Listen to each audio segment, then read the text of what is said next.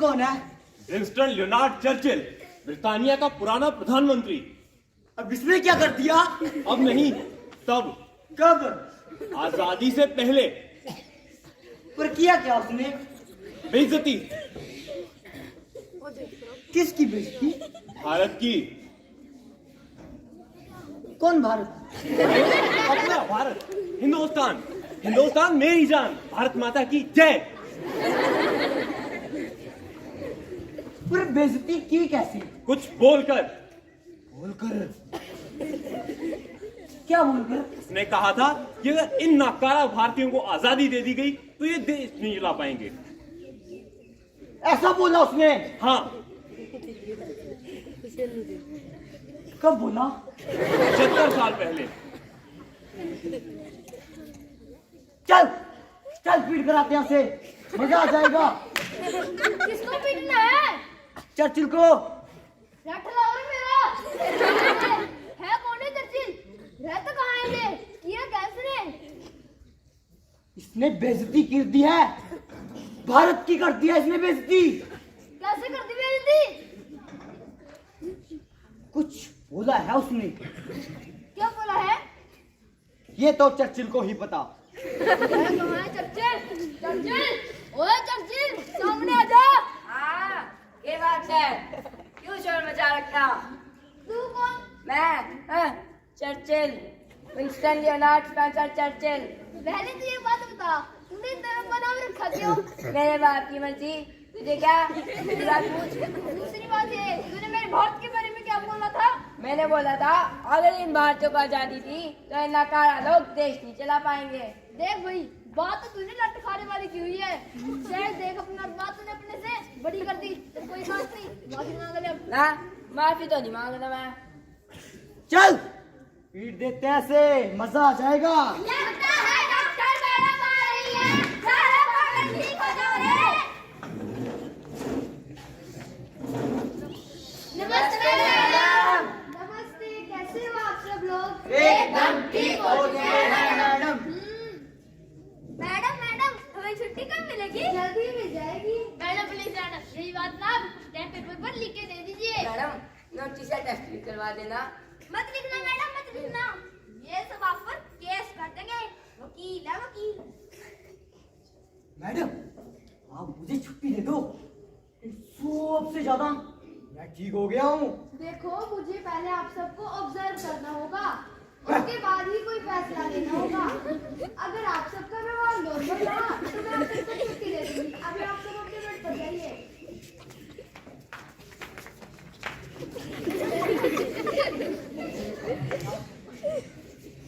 Madam.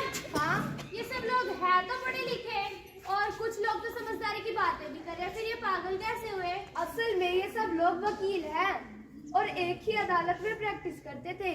एक दिन इनकी अदालत में एक केस आया जिसे सुलझाने के चक्कर में ये सारे वकील पागल हो गए और जज साहब का तो इतना बुरा हाल है कि उन्हें बांध कर रखना पड़ता है। ऑर्डर, ये क्या हो रहा है मेरी अदालत में?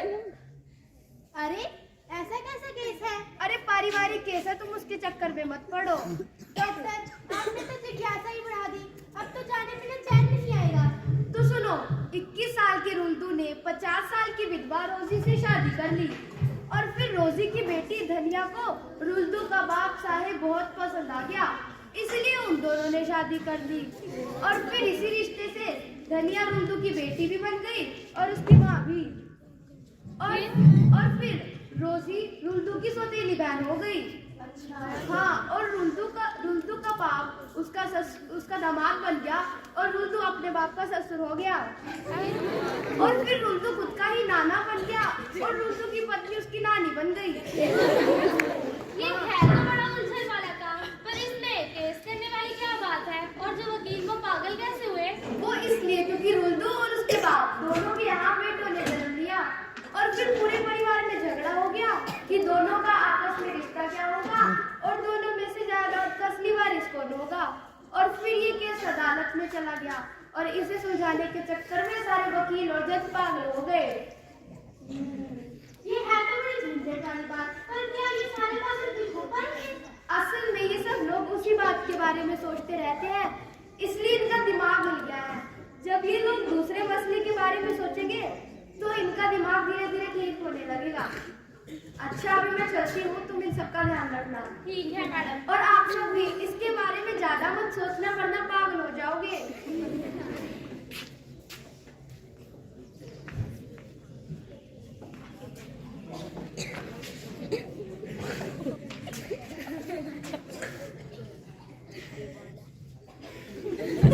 अरे लगता है डॉक्टर मैडम चली गई। सारे पागल बाहर आ जाओ, सारे पागल बाहर आ जाओ।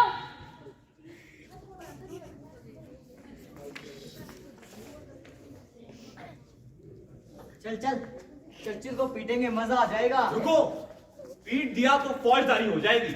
इस पर तो मैं केस करूंगा, मानहानि का केस, डिफेमेशन का केस। जा कर ले केस, मैं नहीं करता परवाह। देख कैसे घसीटता हूं मैं तुझे अदालत पे। अरे पागल, अदालत कैसे खुलेगी? जज साहब तो आए नहीं। अदालत तो खुलेगी, जज साहब नहीं आए तो क्या हुआ? उनकी ड्यूटी कोई और कर लेगा। मैं तैयार हूँ, अदालत लगाओ, फैसला मैं करूंगा।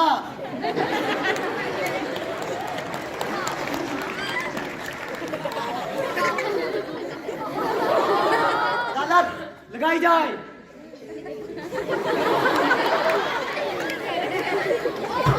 लगता है आज भी वकीलों को अदालत की याद आ गई। जेल लगाते मजा आएगा। और जो पुराने वकीलों के कपड़े पड़े हैं वो भी ले लेते हैं, बहुत मजा आएगा।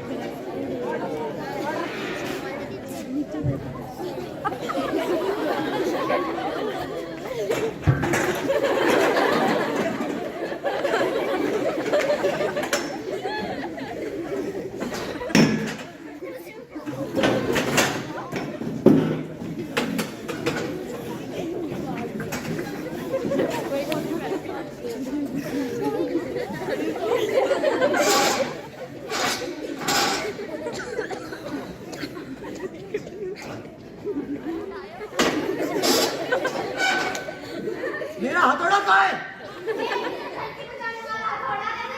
हाँ। ये लीजिए माय लॉर्ड।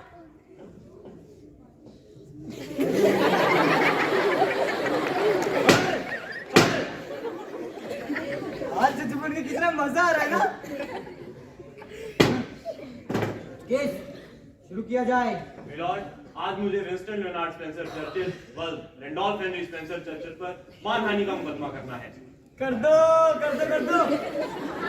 हम लोग मिलकर इस पर मुकदमा करेंगे। सही बात है भाई, कहते हैं ना एकता में ही बल है। हर काम मिलजुल कर करना चाहिए। तो मुकदमा शुरू करो। विंस्टन लियोनार्ड स्पेंसर चर्चिल व रैंडोल्फ हेनरी स्पेंसर चर्चिल हाजिर हो। हो रहा हूँ। चिल्लाते क्यों? वो करेंगे बाल से।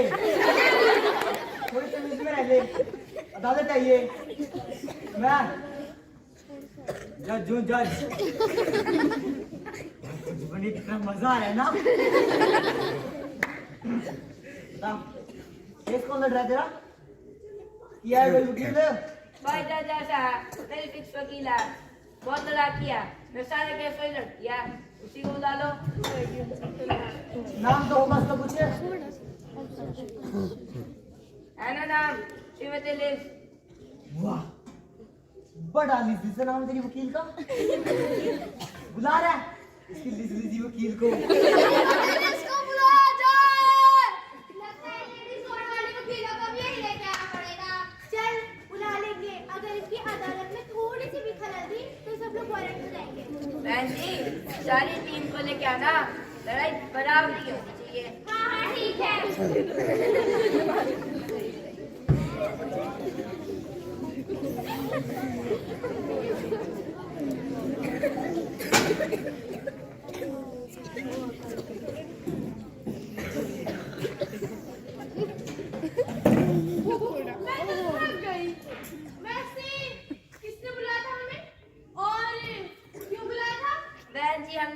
था लड़ने के लिए।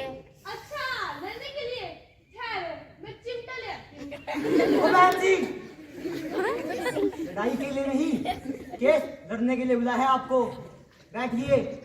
Let's sit, girls. अरे जल्दी कीजिए।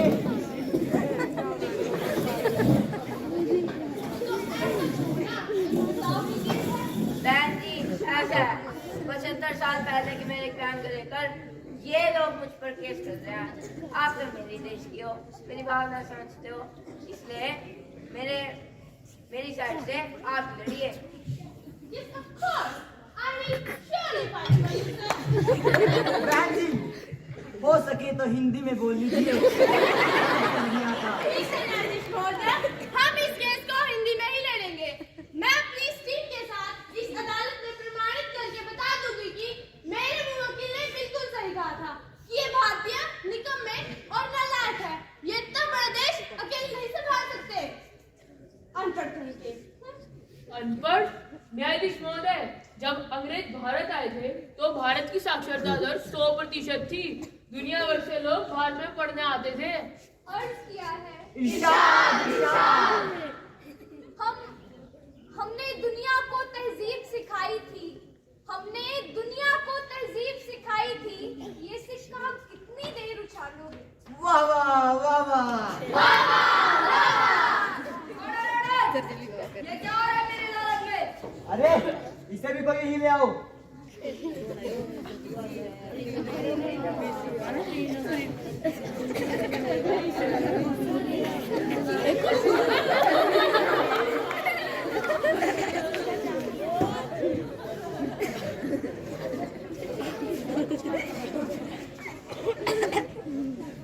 न्यायाधीश महोदय, लगता है मेरी काबिल दोस्त अपनी 75 साल पुरानी जानकारी को अपडेट करना भूल गई। ये बात सही है कि 1947 में भारत की साक्षरता दर मात्र 18% थी, लेकिन बावजूद इसके भारत ने श्रीनिवास रामानुजन, जगदीश चंद्र बोस और सीवी रामन जैसे जीनियस को जन्म दिया, जिन्हें विश्व ने नोबेल जैसे पुरस्कारों से नवाजा। पिछले 75 वर्षों में सरदार पटेल, डॉक्टर अंबेडकर जैसे महापुरुषों की मेहनत से शिक्षा घर घर पहुंची है और आज भारत की साक्षरता दर 77% तक पहुंच चुकी है। आज भारत की साक्षरता दर ब्रिटेन से कम है, लेकिन फिर भी ब्रिटेन और अमेरिका की बड़ी कंपनियों के सीईओ भारतीय ही हैं। IIT, IIM से बड़े भारतीय इन बड़ी कंपनियों से मुंह मांगा पैसा लेते हैं। पैसा पैसा पैसा, पैसे को छोड़ो और ये बताओ, विज्ञान के क्षेत्र में भारत ने कौन से तीर मारे हैं? क्या दिया है दुनिया को? इसरो का नाम सुना है? Indian space research organisation. K7, APJ Abdul Kalam, Vikram Sarabhai जैसे भारतीय वैज्ञानिकों के नेतृत्व में इसरो ने ऐसे ऐसे काम कर दिखाए कि विदेशी वैज्ञानिकों ने दांतों तले उंगली दबा ली। फंड्स की कमी होने के बावजूद हमारे वैज्ञानिकों ने मंगल मिशन भेज दिया। जितने बजट में तुम एक मूवी बनाते हो उतने में हमारे वैज्ञानिकों ने PSLV, GSLV और नाविक जैसी तकनीक बनाई। विदेशी रुकावटें होने के बावजूद होमी भाभा ने भारत को स्वदेशी न्यूक्लियर तकनीक दी। सुबीर भाटिया ने पहली ईमेल हॉटमेल बनाई थी। घर घर इंटरनेट कनेक्शन पहुंचाने के लिए फाइबर केबल तकनीक नरेंद्र सिंह कपानी ने बनाई थी। ये जो यूएसबी से डाटा ट्रांसफर कर लेते हो, फोन चार्ज कर लेते हो, ये यूएसबी अजय भट्ट ने बनाई थी। लंदन निलेकनी ने जो UPI सिस्टम बनाया है, उसे देखकर अमेरिका जैसे देश हैरान है। आज भारत के दूर दराज के गांव में पैसे का लेन देन ऑनलाइन हो जाता है। कोरोना काल में जहां अमेरिका और ब्रिटेन जैसे देश हाथ से लिखे गए वैक्सीनेशन सर्टिफिकेट जारी कर रहे थे, वहीं भारत के आम लोग ऑथेंटिक सर्टिफिकेट ऑनलाइन देखवा दिखा पा रहे थे। और तो और आज सौर ऊर्जा के क्षेत्र में भारत विश्व में अग्रणी है। बड़ी बड़ी बातें बना रहे हो, अपनी अर्थव्यवस्था का हाल देखा है? गरीब कहीं के। हमारी अर्थव्यवस्था की बात करने से पहले यह जान लो कि उसे मुगलों और ब्रिटेन के कुछ विदेशी लुटेरों ने लूटा था, और उन लुटेरों के आने से पहले हमारा भारत सोने की चिड़िया था। मौर्य काल में भारत की अर्थव्यवस्था विश्व अर्थव्यवस्था का 35% थी। मुगल काल में कम होकर 25% हुई, लेकिन ब्रिटिशर्स ने इसे लूटकर 2.7% पर सीमित कर दिया। बावजूद इसके पिछले 75 सालों में भारत ने अपना हिस्सा 2.5 गुना कर दिया है और आज हमारी अर्थव्यवस्था हम पर 200 साल तक शासन करने वाले ब्रिटेन की अर्थव्यवस्था को पीछे छोड़ आज दुनिया की 5वीं सबसे बड़ी अर्थव्यवस्था बन गई है। जी, आपके देश से हमारा देश लगभग 45 ट्रिलियन डॉलर की संपदा लूट ली थी। आपको हमें निकाले का कोई शर्म नहीं आती? निकाला तो आप हैं, चोर कहीं के। अर्ज किया है इरशाद इरशाद। हम आह भी भरते हैं तो हो जाते हैं बदनाम, हम आह भी भरते हैं तो हो जाते हैं बदनाम, वो कत्ल भी करते हैं तो चर्चा नहीं होता। वाह वाह वाह वाह वाह वाह वाह वाह। Order order. हाँ कर रहा हूँ। यानी आप लूट तो जो ठीक, हम चोर भी कह दे तब भी गलत। मिलर, आपके सामने तो मेरे मुवक्किल को बेशरम और चोर कह रहा है, उसकी बेइज्जती कर रहा है। कोई बात नहीं बहन जी, मैं समझा देता हूँ। ध्यान रखिएगा बहन जी आगे से। तुम्हें पता है यूरोप में एक आदमी का औसत जीवन 80 वर्ष से ज्यादा है और जापान में 85 वर्ष से ज्यादा, और भारत कहाँ है? 69 में बस। 69 नहीं, 70.19। डाटा अपडेट कर लो अपना। कहाँ तुम अदालत के सामने 3 साल पुराने तथ्य पेश कर रही हो? तुम्हें शर्म नहीं आती? बेशरम। 1947 में जब अंग्रेजों ने भारत को छोड़ा तो भारतीयों की औसत आयु मात्र 31 वर्ष थी। कोई आधुनिक अस्पताल नहीं, यहाँ तक कि गुरुकुलों को भी नष्ट कर दिया गया, जिससे योग, आयुर्वेद और शल्य चिकित्सा की जड़ें काट दी गई। लेकिन बावजूद इसके पिछले 75 सालों में भारत ने 13 all India institute of medical science और 600 से अधिक आधुनिक मेडिकल कॉलेज खोल दिए हैं, जिनमें हर साल 1.5 लाख डॉक्टर प्रशिक्षण लेते हैं। हर 3 साल में भारतीयों की औसत आयु 1 साल बढ़ जाती है। वहीं ब्रिटेन, जो खुद को आधुनिक बताता है, वहां औसत आयु 1 साल बढ़ने में 7 साल जितना समय लगता है। भारत में मेडिकल फैसिलिटीज इतनी सस्ती और अच्छी हैं कि दुनिया भर के लोग भारत में इलाज कराने आते हैं और इसे मेडिकल टूरिज्म कहते हैं। अरे दुनिया भर के देश अपने यहाँ इलाज कराने के लिए दवाएं भी भारत से मंगवाते हैं। दुनिया की 60% वैक्सीन भारत बनाता है। संसार की 20% दवाएं भी। न्यायाधीश महोदय, जब दुनिया कोरोना से जूझ रही थी और ब्रिटेन जैसे विकसित देशों ने दवाएं बनाना और बेचना कम कर दिया, तब भारत आस का सूरज बन के उभरा था। भारत ने ना सिर्फ अपने 140 करोड़ लोग बल्कि अन्य 70 देशों के लोगों को कोरोना जैसी महामारी से बचा लिया। न्यायाधीश महोदय, दुनिया भर के विकसित देशों को अपने अस्पतालों को देखना चाहिए। वहाँ के सर्वोत्तम डॉक्टर भारतीय ही तो हैं। ये पिछले 75 सालों में भारतीय चिकित्सा व्यवस्था के विकास को दिखाता है। सही बात है, सही बात है। Order order. भाई काम मेरा है तो कर लेने दे। मोहतरमा, आज भारत का जलवा ये है कि आपके पाले के वकील भी भारत की तारीफ करने से खुद को रोक नहीं पा रहे। आप तो अदालत के वकीलों की तारीफ पर ही खुश होते जा रहे हो। अंतर्राष्ट्रीय स्तर पर भारत की क्या स्थिति है?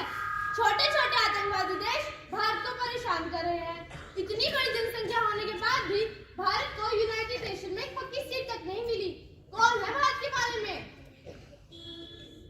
क्या आप मुझे दुनिया के सबसे ताकतवर देशों के नाम बता सकती हैं? हाँ, अमेरिका, रूस, चीन, जापान, फ्रांस। जब रूस और यूक्रेन युद्ध खतरनाक स्तर पर पहुंचा तो अमेरिका ने भारत से इसे रुकवाने को क्यों कहा? क्योंकि आज अमेरिका भी जानता है कि अंतरराष्ट्रीय स्तर पर वो भारत ही है जिसकी बात हर कोई मानता है। G20 उन बड़े देशों का समूह है जिनके पास अंतरराष्ट्रीय व्यापार का 80% और जनसंख्या का 60% है। और आज दुनिया के इन बड़े चौधरियों ने भारत को अपना चौधरी बना लिया है। और तो और रूस के राष्ट्रपति बिना नागा हर साल भारत के प्रधानमंत्री से मिलते हैं। अमेरिका बार बार भारत को अपना दोस्त बताता है। जापान और फ्रांस जैसे ताकतवर देश रह रहकर भारत से अपनी दोस्ती की बातें करते हैं। तो इसलिए क्योंकि आज अंतरराष्ट्रीय स्तर पर हर कोई भारत का महत्व पहचान रहा है। आज भारत दुनिया के सभी मुख्य समूह का हिस्सा बन चुका है और 7 जैसे समूह तो भारत के दम पे ही चल पा रहे हैं। और रही बात यूएन में पक्की सीट की, तो वो भी देर सवेर भारत को मिल ही जाएगी। भारत जैसे बड़े और ताकतवर देश को नजरअंदाज कर क्या यूएन रेलेवेंट भी रह पाएगा? भारत गरीब देशों की मदद खुले दिल से और निस्वार्थ भाव से करता है। अफगानिस्तान में पार्लियामेंट बनवा दिया, खाना और धमस में राष्ट्रपति भवन खुलवा दिए, भूखे मर रहे देशों के लिए लाखों टन गेहूं भिजवाई है भारत ने। और यही नहीं, कई अफ्रीकी देशों की आर्थिक मदद भी की है भारत ने। देश की मजबूती दूसरों की मदद करने से नहीं, युद्ध लड़ने की ताकत से पता चलती है। धरती पर, समुद्र में, आकाश में क्या ताकत है भारत के पास? दुनिया की दूसरी सबसे बड़ी फौज, चौथी सबसे बड़ी नेवी और चौथी सबसे बड़ी एयरफोर्स है भारत के पास। और ये ताकत किसी देश को रौंदने या उसके ऊपर राज करने के लिए नहीं, बल्कि शांति बनाए रखने के लिए इस्तेमाल में लाई जाती है। पता है, United nation peace keeping force में सबसे अधिक योगदान भारत ही देता है। भारत का अधीन ब्रिटेन से खरीदा था। मैडम, फिर पुराना डाटा। ब्रिटेन वाली विक्रांत के तो भारत ने कब से मोटरसाइकिल बना दिए। 2022 में भारत का खुद का स्वदेशी INS विक्रांत बनकर तैयार हो चुका है। भारत की हवाई ताकत का लोहा आज दुनिया मानती है। हमारे पायलट इतने सक्षम हैं कि दुनिया के किसी भी देश में बनाए हुए हवाई जहाज उड़ा सकते हैं, और ये दावा पूरी दुनिया में सिर्फ भारत कर सकता है। और तो और पिछले 75 सालों में भारत ने तेजस, LCH प्रचंड और रुद्र जैसे कई आधुनिक विमान भी बनाए हैं। आज वर्ल्ड वार पावर इंडेक्स में भारत दुनिया के 14 स्थान पर आता है। दुनिया का कोई भी देश भारत से दुश्मनी करने से पहले 10 बार सोचेगा। और जहां तक रही आतंकवाद को परेशान करने की बात, अगर कुत्ता इंसान को काट भी ले तो वो इंसान के बराबर नहीं हो जाता, ना ही इंसान उसे काटने जाता है, बल्कि उसका इलाज लट से किया जाता है ताकि उसको अगली बार इंसान को काटने से पहले डर लगे। ऐसा करना हमारी तरक्की की गति बनाए रखने के लिए जरूरी भी है, क्योंकि उन मुल्कों का फैलाया आतंकवाद हमारी तरक्की की रफ्तार को कम कर सकता है। भारत की तरक्की के रास्ते में अब कोई नहीं आ सकता। सही कहा। पिछले 75 वर्षों में भारत की सेना शक्तिशाली बनी है, इसका आधुनिकीकरण हुआ है, नए हथियार शामिल हुए हैं। ये दुनिया की ताकत सेनाओं में से एक है और अच्छा सिद्ध है। पिछले 75 वर्षों में भारत के वैज्ञानिकों और इंजीनियरों ने इसे विज्ञान के क्षेत्र में अग्रणी बनाया है। फिर चाहे न्यूक्लियर शक्ति हो, मिसाइल तकनीक हो या अंतरिक्ष विज्ञान हो, हर एक क्षेत्र में भारत ने अपने झंडे गाड़ दिए हैं। पिछले 75 वर्षों में अंतर्राष्ट्रीय मंचों पर भारत का सम्मान बढ़ा है। भारत की विदेश नीति मानवीय मूल्यों का लोहा आज पूरा विश्व मानता है। अफ्रीका के गरीब देशों से लेकर यूरोप और अमेरिका तक आज सब भारत से दोस्ती करना चाहते हैं और उसके पक्ष में खड़े होने को तैयार हैं। पिछले 75 वर्षों में स्वास्थ्य के क्षेत्र में भारत ने अद्भुत तरक्की की है। दूसरे देशों से दवाएं मंगवाने से लेकर पूरे विश्व को कोरोना वैक्सीन देने तक का सफर तय किया है। शिशु मृत्यु दर में कमी आई है। औसत जीवन में 40 साल की वृद्धि हुई है। पिछले 75 सालों में शिक्षा के क्षेत्र में भारत ने जबरदस्त काम किया है।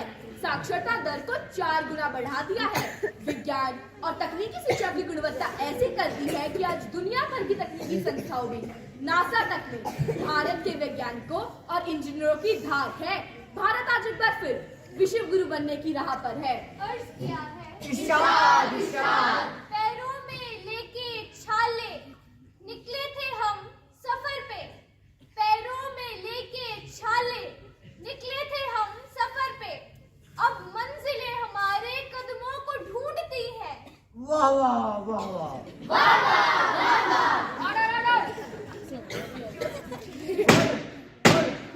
आगे से मत कर दियो। न्यायाधीश महोदय, पिछले 75 सालों में भारत ने हर क्षेत्र में तरक्की की है, हर क्षेत्र में अपना लोहा मनवाया है, हर क्षेत्र में अपनी धाक जमाई है। इसलिए मेरा ये मानना है कि जो टिप्पणी आजादी से पहले भारत पर, भारत के लोगों पर और भारत के नेताओं पर की गई थी, वो सरासर गलत थी और हमारे पूर्वजों की और हमारे देश की मानहानि थी। मेरा ये मानना है कि यहाँ मौजूद सभी विद्वान लोग, न्यायाधीश महोदय, यहाँ तक कि डिफेंस पैनल की वकील साहिबान भी मुझसे सहमत होंगी। और इस मैडम, अभी भी अगर आपके मन में कोई डर, भ्रम, प्रश्न उमड़ रहा हो तो वो भी निकाल ही दीजिए। जज साहब, अब मैं क्या बोलूं? बस इतना कहूंगी कि इन लोगों ने मेरी टीम को वश में करके अपने पक्ष में कर लिया है।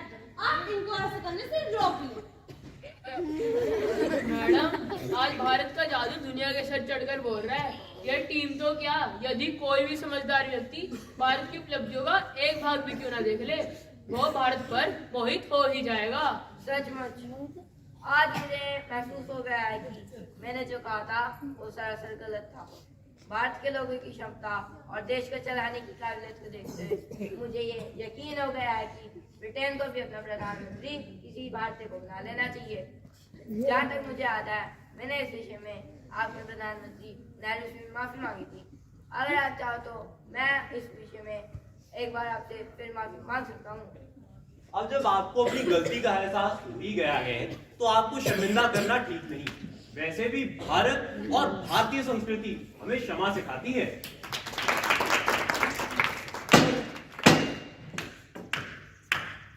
मैंने दूसरे कमरे में बैठकर आप सबकी बातें सुनी। मुझे आपकी बातें बहुत अच्छी लगी। आप ज्ञान की बात कर रहे हो, आप इतिहास की बात कर रहे हो, आपकी बातें तर्कपूर्ण है और एक सही क्रम में आपने उसे बहुत अच्छे तरीके से प्रस्तुत किया है। इसमें कोई पागलपन और संकीपन नहीं है। आपकी बातों में जिम्मेदार शहरी की तरह देश के प्रति लगाव और संजीदगी आ गया है। मुझे लगता है कि आप सब नॉर्मल होते जा रहे हो और मैंने सोचा है कि मैं आप सबके डिस्चार्ज होने की प्रक्रिया को जल्द ही शुरू कर दूंगी। धन्यवाद। इन सबके दवाई की डोज को आधी कर दो। मैं तो टेस्ट लिख रही हूँ, कल ही टेस्ट करवा के मुझे रिपोर्ट दिखाओ। उस जज को भी खोल दो, इन सबके घर वालों को भी सूचित कर दो और फिर रिपोर्ट देखने के बाद मैं इनकी डिस्चार्ज होने की तारीख पर फैसला करूंगी। ठीक है मैडम। कौन है जो मेरे अधिकारों में हस्तक्षेप कर रही है? एक जज के होते हुए डॉक्टर फैसला कर ले? बहुत बड़ी नाइंसाफी है। बड़ी नाइंसाफी है। फैसला तो जज को ही करना चाहिए। इस डॉक्टर पर तो कोर्ट लगाया जाता है। इसको उम्र कैद की सजा दे दो। इसको फांसी के फंदे पर लटका दो। ना डबल कर दो इन सबके दवाई की डोज और तुम सब चलो अंदर। जरूरत से ज्यादा वकालत भारी पड़ गई।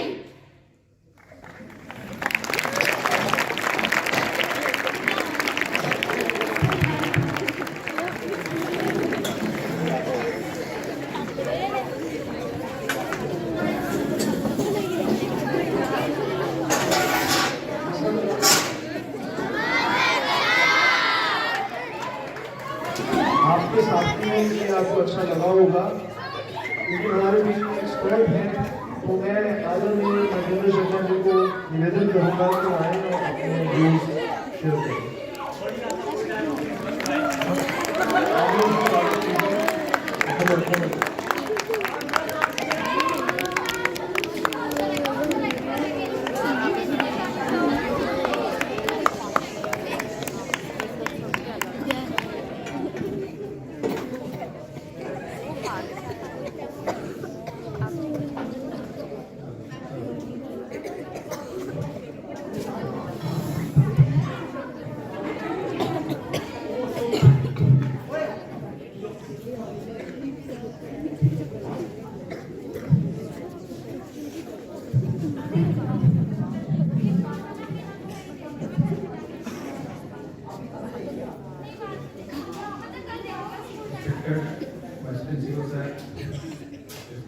और पेरेंट्स, आप सबको मेरा सादर नमस्कार।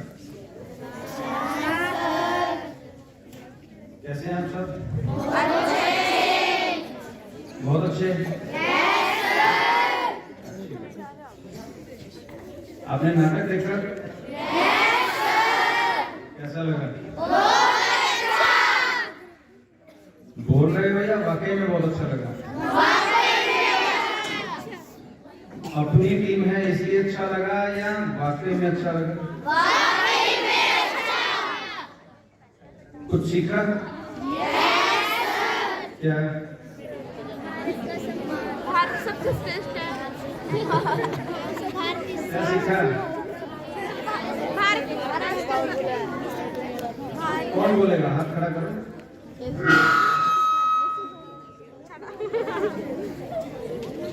बस किसी ने कुछ नहीं सीखा।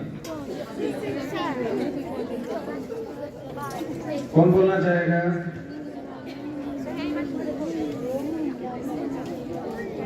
चलो मैं बोलता हूँ। मैं शुरू करता हूँ। आप ही में बच्चे सिलेक्ट हुए थे, उन्होंने आपके सामने ये प्रस्तुति दी। उनकी एक वर्कशॉप लगी, उन्होंने सीखा, सीख कर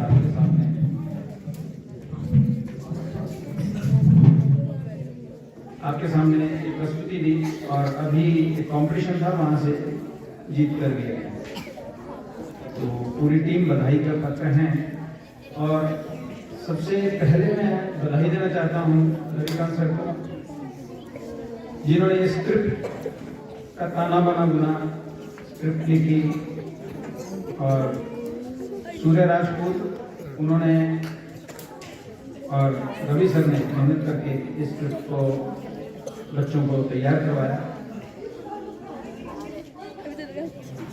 जो ये स्क्रिप्ट प्रस्तुत की गई, इस स्क्रिप्ट में पहले हास्य रस आता है और फिर बीच में गंभीरता भी आती है। हेलो हेलो, चलो पहले छोटी सी एक्सरसाइज करते हैं, फिर आगे की बात करते हैं। मैं हेलो बोलूंगा, आपको हाय में रिप्लाई करना है। मैं हाय बोलूंगा, आपको हेलो में, ठीक है? हेलो हाय, ठीक है। ये बीच बीच में चेक करते रहे, ठीक है? पहले कॉमेडी आई और बीच में फिर गंभीरता आई और लास्ट में एक मैसेज। अपने भारत को आजाद हुए 75 साल हो गए। 75 साल में भारत कहां से कहां तक तरक्की करके पहुंचा और विश्व में अपनी एक पहचान बनाई, उस टॉपिक को लेकर ये स्किट आपके सामने प्रस्तुत की गई थी बच्चों के द्वारा। एक्टिंग की बात करें तो कुछ बच्चों ने बहुत बेहतरीन एक्टिंग की। हंसाना बहुत मुश्किल बात है, लेकिन बच्चे जिस हिसाब से प्रस्तुति दे रहे थे, आप लोग हंस रहे थे, तो उनकी जो मेहनत है वो सफल हुई है। तो एक बार पूरी टीम के लिए जोरदार तालियां।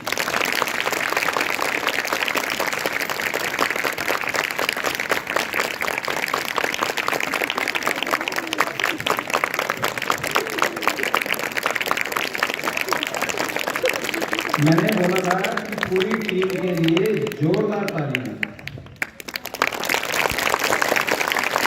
जोरदार।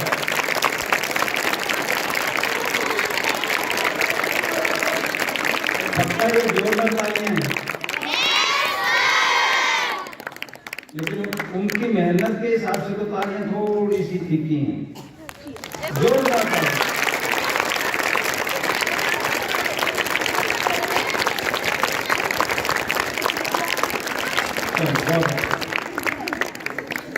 थोड़ा ठंड कम लग रही होगी,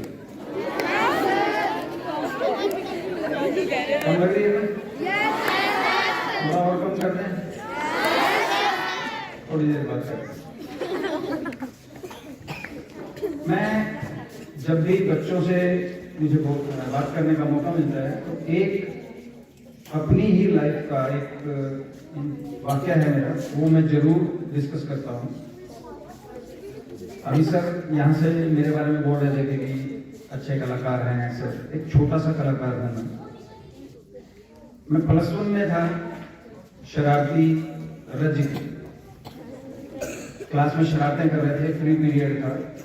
हमारे पॉलिटिकल साइंस के टीचर हमारी क्लास में आते हैं और जब टीचर क्लास में आते हैं तो शरारतें बंद हो जाती हैं। तो हम जहां जहां थे वहां खुश कर बैठ गए। उन्होंने एक बात बोली कि कौन कौन स्किट में पार्टिसिपेट करना चाहता है। तो 4-5 लोग खड़े हुए, पीछे मैं भी खड़ा था। फिर बैठ गया। ध्यान से सुनने वाली बात है बच्चों। 4-5 लोग खड़े थे, मैं भी पीछे खड़ा था और फिर मैं बैठ गया। बैठने के बाद उन्होंने फिर एक बार बोला कि जो जो पार्टिसिपेट करना चाहते हैं खड़े हो जाओ। मैं दोबारा से खड़ा हो गया। इस दौरान एक चीज दिमाग में आई कि ज्यादा से ज्यादा क्या होगा, सिलेक्शन नहीं होगी, निकाल ही देंगे ना। वो जो सोच थी वो आज मेरे को यहां पर मैं आपके सामने खड़ा हूं।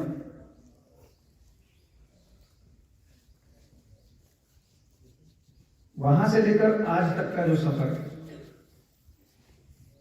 इस सफर में बहुत से पड़ाव देखे हैं मैंने, 0 से शुरू होकर आज यहाँ तक एडिशनल डायरेक्टर पोस्ट पे हूँ, अपने गुरुओं के, अपने माँ बाप के आशीर्वाद से, ईश्वर की कृपा से।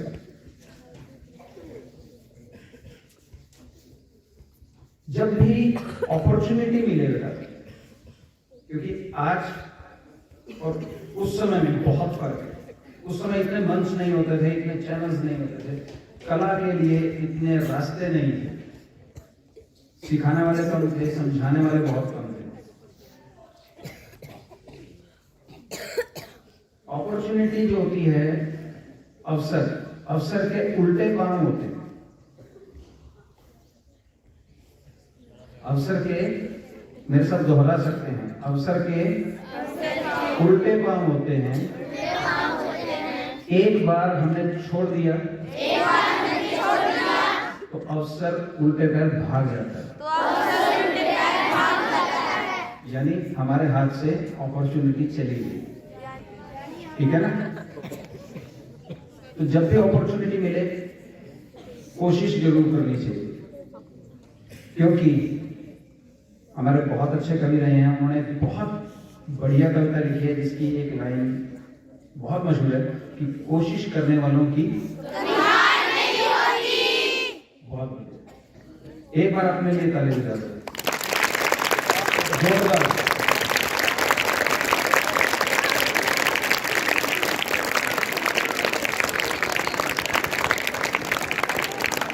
अच्छा, कुछ ऐसा है कि जो आगे बैठे हैं उन्हीं को बता रखा है ताली बजाने में, पीछे वालों को ताली नहीं बजा रहे?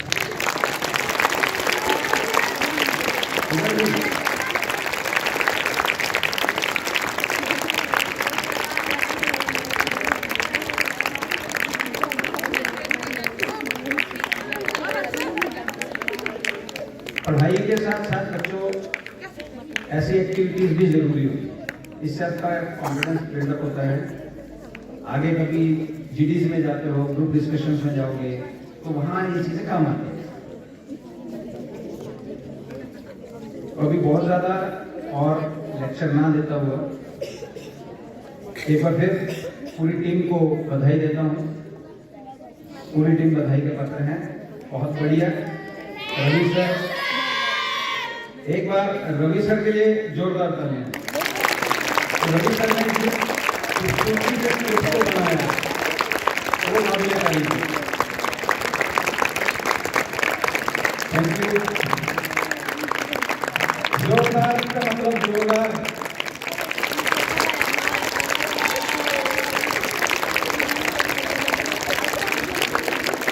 Thank you.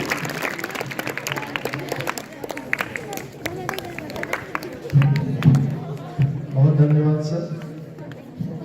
स्क्रिप्ट का जो स्क्रिप्ट के पीछे की कहानी है वो ये है कि लास्ट मोमेंट पे हमें बच्चे कम करने के लिए बोल दिया गया और ये स्क्रिप्ट मजबूरी में बन गया। तो जो भी बना आप लोगों ने बहुत अच्छे से उसे बच्चों को सिखाया है, बच्चों ने बहुत अच्छे से किया, इसलिए बहुत तारीफ नेशनल इंटेग्रेशन मीट में मिली इस नाटक को। और प्यारे बच्चों, ये आपका सौभाग्य है कि इतने बड़े कलाकार आपके बीच में हैं। आप शायद अभी इसकी ग्रेविटी को समझ नहीं पा रहे होंगे और जो बातें उन्होंने कही है शायद आपको आज उतनी अच्छी तरह से समझ में आ रही हो, लेकिन ये बातें जीवन में आपके बहुत काम आएंगी। और जो आर्ट के फील्ड में स्पेशली बच्चे जाना चाहेंगे वो आगे जान पाएंगे कि कौन व्यक्ति थे जिन्होंने आपको एड्रेस किया था। बहुत धन्यवाद सर, आप हमारे बच्चों के लिए यहाँ आए हमारी रिक्वेस्ट पर और आपने बच्चों को इतनी अच्छी बातें बताई। बहुत बहुत धन्यवाद सर। अब मैं प्रोग्राम को की ओर ले जाते हुए उपराचार्य महोदय से निवेदन करूंगा कि वो आए और आज के कार्यक्रम के बारे में 2 शब्द कहें और गेस्ट जो आए हैं उनका धन्यवाद करें। बहुत धन्यवाद।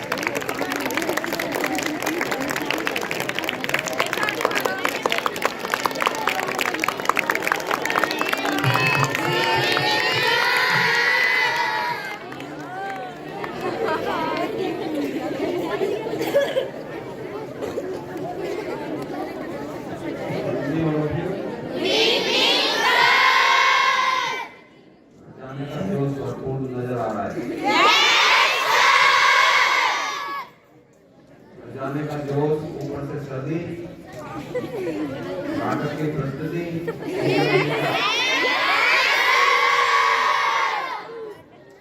यही जोश बना रहे जो हमारे इसके लिए प्रशिक्षण देने के लिए साथी उपलब्ध रहे 1 महीने तक।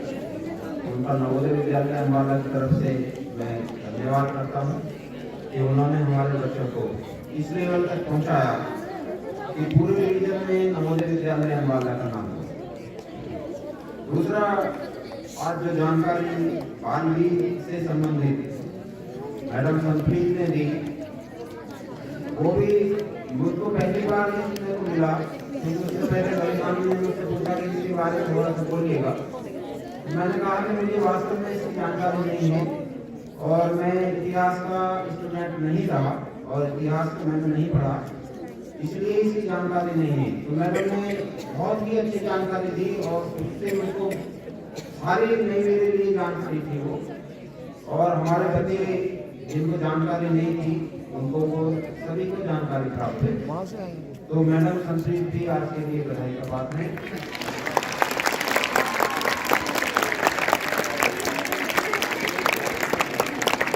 यदि नाटक की प्रस्तुति जाने से पहले यदि हो पाती तो जो हमारी सेकंड पोजीशन रही है, मैं बिल्कुल दावे के साथ कहता हूँ कि ये हमारी फर्स्ट पोजीशन में कन्वर्ट हो सकती है। तो जो भी कमियां रही आप लोगों को, क्योंकि बताने से कोई फायदा नहीं है, और बाकी बच्चों का जो प्रयास है वो अपने लिए सफलतम प्रयास रहा बच्चों का, तो समस्त टीम बधाई की बात है। धन्यवाद।